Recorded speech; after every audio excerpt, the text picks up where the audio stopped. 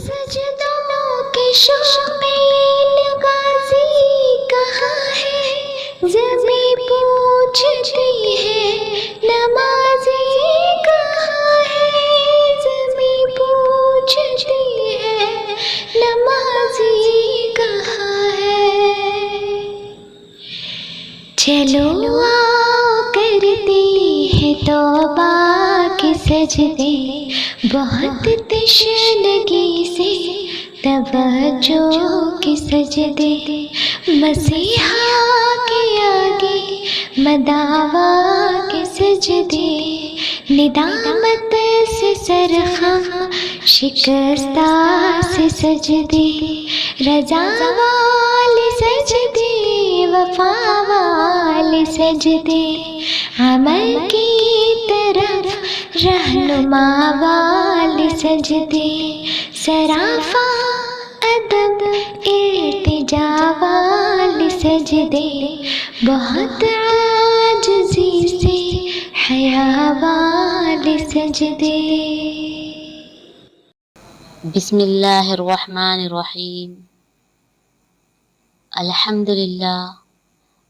للہ رب العالمین، والصلاة والسلام علی سید الانبیاء والمرسلین، وعلی آلہ واصحابہ اجمعین، اما بعد، فاعوذ باللہ من الشیطان الرجیم، بسم اللہ الرحمن الرحیم۔ قال اللہ تعالی فی القرآن المجید والفرقان الحمید، فاعوذ باللہ من الشیطان الرجیم، بسم اللہ الرحمن الرحیم۔ فی قلوبہم مرض فزادہم اللہ مرضا، وقال اللہ تعالی فی مقام آخر، وتنزل من القرآن ما هو شفاء ورحمة للمؤمنین، صدق اللہ العظیم۔ عزیز ناظرین حضرات، السلام علیکم ورحمۃ اللہ وبرکاتہ۔ پروگرام اللہ کو اپنا بنا لو میں ہم تمام حضرات کا خیر مقدم کرتے ہیں۔ عزیز ناظرین حضرات، ہم کل تذکرہ کر رہے تھے انسانی حقیقت کے بارے میں، اور اللہ رب العزت نے انسان کو کس عظیم الشان انداز میں پیدا فرمایا۔ اور ناظرین حضرات، لفظ انسان صرف ظاہری ڈھانچے کا نام نہیں ہے، بلکہ انسان کا اصلی جوہر، انسان کی اصل بنیاد اس کا باطن ہے، جس کو دل کہا جاتا ہے اور روح کہا جاتا ہے۔ حدیث پاک میں آتا ہے کہ انسان کے اعمال کا دار و مدار اس کی نیت پر ہوتا ہے۔ عزیز ناظرین حضرات، ہمارے اعمال کی صحت اور فساد، یعنی کہ ہمارے اعمال کا بننا اور اس کا بگاڑ ہمارے باطن اور ہماری اندرونی سوچ، ہماری نیت پر موقوف ہوتا ہے۔ ناظرین محترم، ہم کل یہی بات کر رہے تھے کہ جس طرح ہمارا ظاہری جسم کبھی صحت مند ہوتا ہے، تندرست ہوتا ہے، جس طرح ہم صحت مند رہنے کے لیے، تندرستی کو قائم رکھنے کے لیے ہزاروں جتن کرتے ہیں، اچھی غذاؤں کا استعمال کرتے ہیں اور مختلف طریقوں سے تدبیریں کرتے ہیں تندرست رہنے کے لیے، اور ساتھ ہی کیا کرتے ہیں، بیماریوں سے بچنے کی کوشش بھی کرتے ہیں، ہے نا۔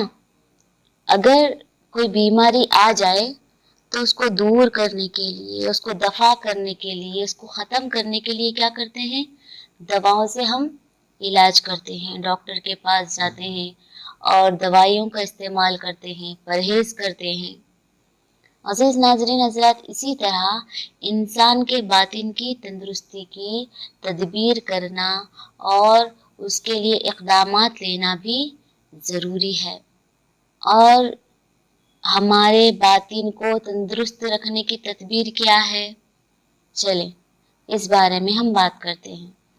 اللہ تبارک و تعالیٰ کی معرفت، اللہ تعالیٰ کو پہچاننا، اپنے خالق، اپنے مالک کا ذکر کرنا اور شکر ادا کرنا اور اللہ رب العزت کے احکامات کو بجا لانا، یہ اس کی تدبیر ہے۔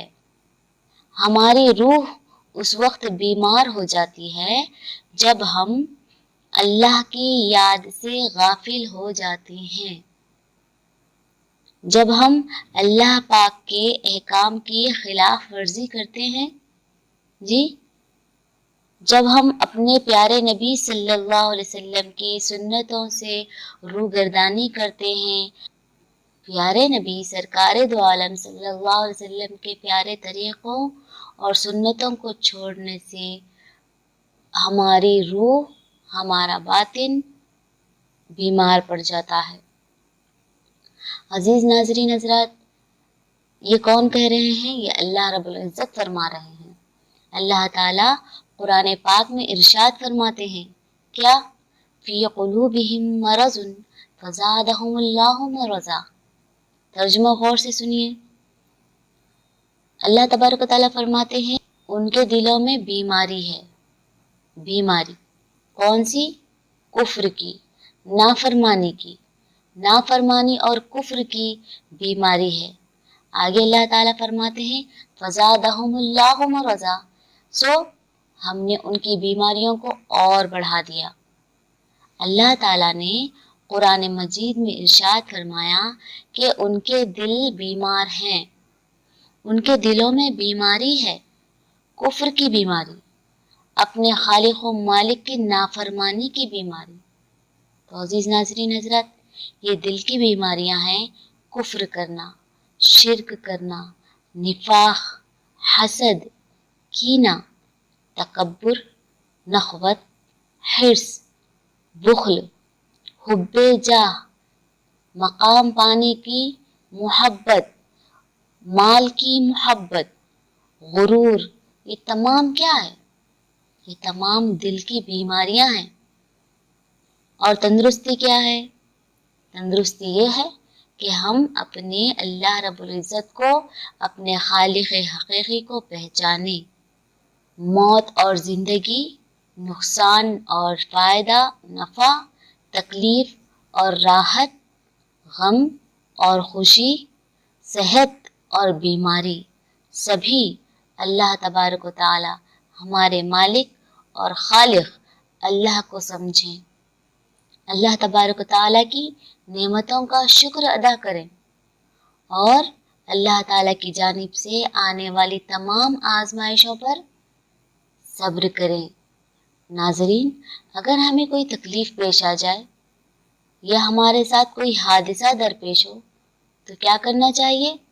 صبر کریں، صبر سے کام لیں، تمام معاملات پر اللہ پر بھروسہ کریں، اللہ رب العزت سے امید رکھیں، اللہ کی رحمت سے کبھی بھی مایوس نہ ہوں، اللہ کی رحمت کے ہمیشہ طلبگار رہیں، امیدوار رہیں، اللہ رب العزت کو راضی کرنے کی فکر کریں، اللہ رب العزت کی رضا جوئی کی فکر کریں اور سچے دل کے ساتھ اللہ کے تمام احکام کی پاسداری کریں۔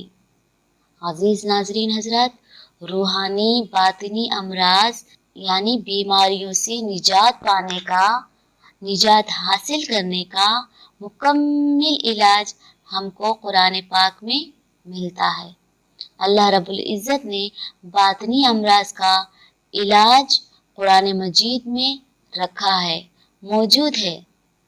ہم نے شروعات میں کلام پاک کی تلاوت کی تھی، 2 آیتوں کی ہم نے تلاوت کی تھی، اس میں اللہ تبارک و تعالیٰ نے فرمایا وَتُنَزِّلُ مِنَ الْقُرْآنِ مَا هُوَ شِفَاءٌ وَرَحْمَةٌ لِّلْمُؤْمِنِينَ۔ اس کا ترجمہ بتائے؟ ترجمہ بتاتے ہیں، غور سے سماعت فرمائیے۔ اللہ رب العزت نے کلام پاک میں ارشاد فرمایا وَتُنَزِّلُ مِنَ الْقُرْآنِ، ہم نازل کرتے ہیں قرآن سے، ما ہوا، وہ چیز، شفاء و رحمت، جو کہ شفا ہے اور رحمت ہے، کس کے لیے؟ للمؤمنین، مومنین کے لیے۔ الحمدللہ، یعنی کلام پاک پوری کی پوری شفائے کاملہ ہے ہمارے لیے، اور دوسری جگہ اللہ رب العزت نے ارشاد فرمایا قل هو للذین آمنوا ھدی و شفاء، یعنی اے نبی صلی اللہ علیہ وسلم آپ کہہ دیجئے کہ قرآن مجید ایمان والوں کے لیے ہدایت ہے، شفا ہے۔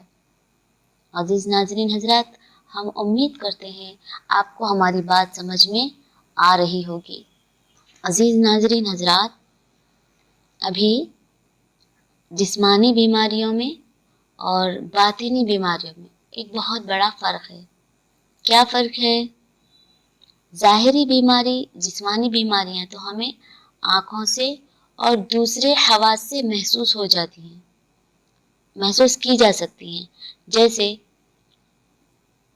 ہمیں بخار ہو گیا تو اس کی حدت اور گرماہٹ سے ہم محسوس کر لیتے ہیں، یا پھر نبض کی حرکت سے بھی معلوم ہو جاتا ہے، اور اگر نہیں تو خون کا ٹیسٹ کروا لیتے ہیں، پتہ چل جاتا ہے کہ ہمارا جسم کس بیماری کا شکار ہو گیا ہے اور اس کا علاج کن دواؤں سے ہوگا، ہے نا؟ لیکن باطنی امراض، روحانی امراض نہ ہمیں آنکھوں سے دکھائی دیتے ہیں، نہ نبض وغیرہ سے ہمیں اس کا پتہ چلتا ہے۔ تو اب کیسے پتہ چلے کہ ہماری روح بیمار ہے نا؟ اور یہ ہمیں کیسے پتہ چلے کہ ان بیماریوں کی تشخیص کیسے ہو، علاج کیسے ہو؟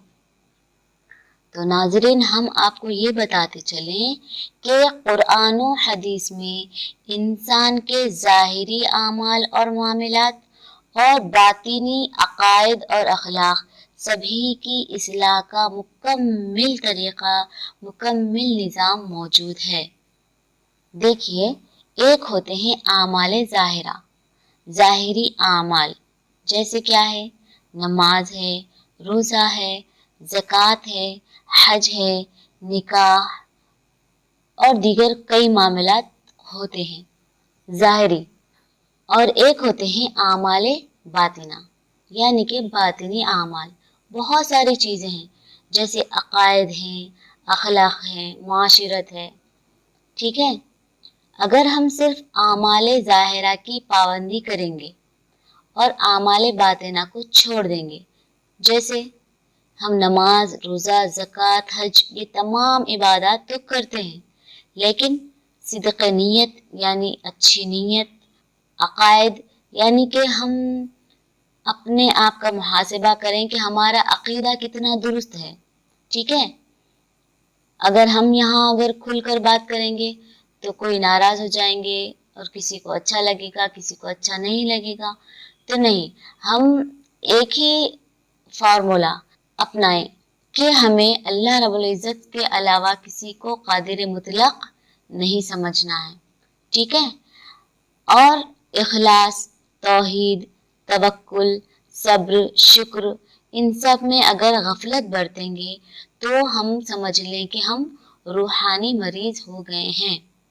چلیں ہم اس بات کو پھر سے دہرائیں گے، ٹھیک ہے؟ اگر ہم ظاہری اعمال کر رہے ہیں لیکن اعمال باطنہ کو چھوڑ رہے ہیں، جیسے ہم نماز ہے، روزہ، زکوٰۃ، حج، یہ تمام عبادت کو ادا کر رہے ہیں، ٹھیک ہے؟ لیکن ہمارے اعمال باطنہ میں کمی ہے، جیسے ہمارے عقائد اور توحید، توکل، صبر، شکر، ان سب میں اگر ہم غفلت برت رہے ہیں تو ہم یہ سمجھیں کہ ہم روحانی مریض ہیں۔ یا ہم اعمال ظاہرہ، نماز وغیرہ کی بھی پابندی نہیں کریں گے، اعمال ظاہرہ کو بھی ہم ترک کریں گے، تو تب بھی ہم روحانی مریض ہیں، مطلب ہماری روح بیمار ہے۔ عزیز ناظرین حضرات، ہم نے صرف نماز، روزہ، زکوٰۃ، حج، قربانی کی پابندی کو ہی اگر دین سمجھ لیا اور ہم یہ سمجھ رہے ہیں کہ اعمال ظاہرہ کی پابندی پر ہی دین ہمارا منحصر ہے اور یہی ہمارا دین ہے، تو ایسا قطعاً نہیں ہے، ہرگز نہیں ہے۔ بات آ رہی ہے سمجھ میں ناظرین؟ صرف نماز، روزہ، زکوٰۃ، حج، کلمہ، یہی چیزیں دین نہیں ہیں۔ اگر ہم انہی احکام کی پابندی کرتے ہیں اور سمجھ رہے ہیں کہ ان کی پابندی پر ہی دین ہمارا ہے، تو ایسا ہرگز نہیں ہے۔ ان سب ارکان کے عمل آوری کے ساتھ، ٹھیک ہے، ان سب اعمال کی پابندی کے ساتھ ہمیں صدق و اخلاص، توحید، توکل، صبر اور شکر، قناعت، زہد، تقوی، اخلاق، ان سب کو ہماری زندگی میں شامل کرنا ہی کرنا ہے۔ مال کی محبت، مقام اور عہدے کا لالچ، مرتبے کی محبت، غرور، تکبر، غضب، غصہ، کینہ، کپٹ، حسد اور جلن، یہ تمام مہلک بیماریاں، ہلاک کرنے والے امراض، ان سب سے ہمیں بچنا چاہیے اور بہت فکر کرنی چاہیے، کوشش کرنی چاہیے کہ ہمارے اندر توحید اور اخلاص، عاجزی، انکساری، تواضع، صبر، شکر، توکل، ہم کو اس میں کمال حاصل کرنا ہے۔ یہ ہمارے اندر ہونا ہی ہونا ہے۔ ہمارے اندر بہت روحانی بیماریوں نے گھر کر لیا ہے اور ہم کو پتہ نہیں ہے۔ ہم روحانی طور پر بہت بیمار ہو چکے ہیں ناظرین۔ ہم دیکھ رہے ہیں ہمارے معاشرے کو کہ کیسے ایک دوسرے کی حق تلفی، دھوکہ دہی، لوٹ مار مچی ہوئی ہے۔ ایک دوسرے کو نیچا دکھانے، اپنے آپ کو بڑا بتانے کے لیے ہر ممکن کوشش کرتے ہیں۔ اپنے مسلمان بھائیوں سے، بہنوں سے بغض رکھتے ہیں۔ بہت بڑا گناہ ہے۔ ہماری نمازوں میں خشوع نہیں رہا، ہماری عبادتوں میں ریا آ چکی ہے۔ ہم یہاں خود سے، اپنے آپ سے، اپنے دل سے سوال کریں، اپنی نیتوں کا جائزہ لیں۔ جب ہم اپنے آپ کا محاسبہ کرتے ہیں تو کوئی آپ کو دیکھتا نہیں ہے سوائے اللہ کے۔ تنہائی میں بیٹھیں اور اپنا جائزہ لیں، اپنا محاسبہ کریں کہ ہم گناہوں میں کتنے ڈوبے ہوئے ہیں اور ہمارا یہ وجود گناہوں کی نجاست سے کتنا گندا ہو چکا ہے۔ ہم سوچیں کہ ہم اپنی اتنی ساری زندگی میں اللہ رب العزت کو راضی کرنے کے لیے کتنے کام کیے۔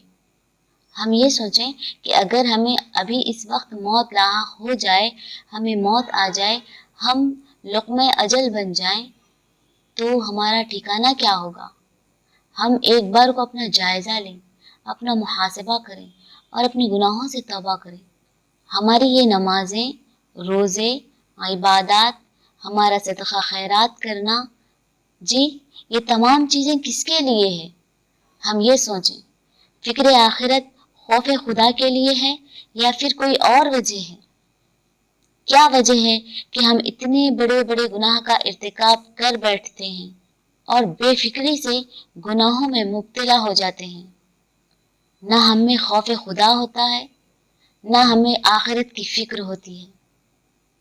جھوٹ، فریب، چوری، بے حیائی، بے پردگی، مال کی محبت، دنیا کی محبت، عہدے کی محبت، حرص، بخل، کبر، نخوت، غیبت، حسد، یہ تمام گناہ روحانی بڑے امراض، بڑی بڑی بیماریاں ہیں، حرام ہیں۔ ہم کو ان سب سے بچنا ہی ہے۔ ہم اپنے آپ کی حفاظت کریں، ہم اپنے آپ کی حفاظت کریں، استغفار کریں، اللہ سے ان گناہوں کے لیے پناہ مانگیں۔ ہم اپنے آپ کا جائزہ لیں، ہم اپنے آپ کو ٹٹولیں، ہم اپنے آپ کو سدھاریں، اپنے آپ کو نکھاریں، خود ہم اپنی اصلاح کریں۔ پہلے ہم اپنی اصلاح کریں۔ اللہ تبارک و تعالی ہم تمام کو جسمانی، روحانی تمام امراض سے ہماری حفاظت فرمائیں اور ہم تمام کو اپنے مقرب بندوں میں شامل فرمائیں۔ ہم اللہ تبارک و تعالی سے یہی دعا کرتے ہیں۔ عزیز ناظرین حضرات، اجازت دیں۔ السلام علیکم ورحمۃ اللہ وبرکاتہ۔ وہ سجدوں کے شوق میں غازی کہاں ہے، زمیں پوچھتی ہے نمازی کہاں ہے، زمیں پوچھتی ہے نمازی کہاں ہے۔ چلو آؤ کرتے ہیں توبہ کے سجدے، بہت تشنگی سے توجہ کے سجدے، مسیحا کے آگے مداوا کے سجدے، ندامت سے سرخم شکستہ سے سجدے، رضا والے سجدے، وفا والے سجدے، عمل کی طرف رہنما والے سجدے، سراپا ادب التجا والے سجدے، بہت عاجزی سے حیا والے سجدے۔